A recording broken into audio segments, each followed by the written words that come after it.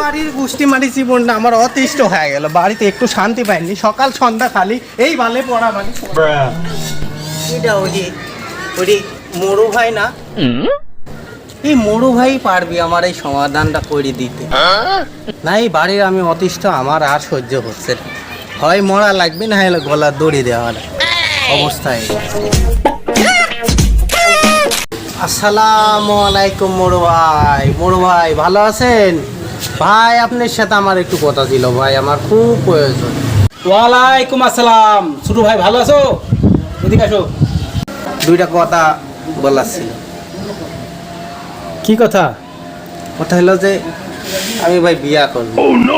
হ্যাঁ, তা আমি বিয়া করব, বাপের কইলাম যে আব্বা বিয়া করব। বাপ বললো তোর দাদারে যাই আপা বিয়া করলে। এখন দাদারে যাই করলাম দাদা বিয়া করব, দাদা বিয়া দিয়ে দিল।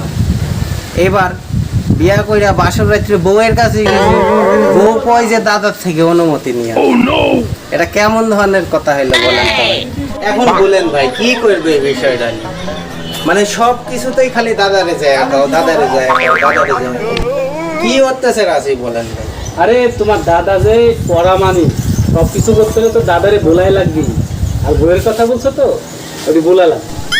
তার মানে দাদা সমাজে পড়া মানে বউয়ের কাছে গেলেও দাদা কোয়া লাগবে। এই হয়েছে বর্তমান সমাজ, তাই না?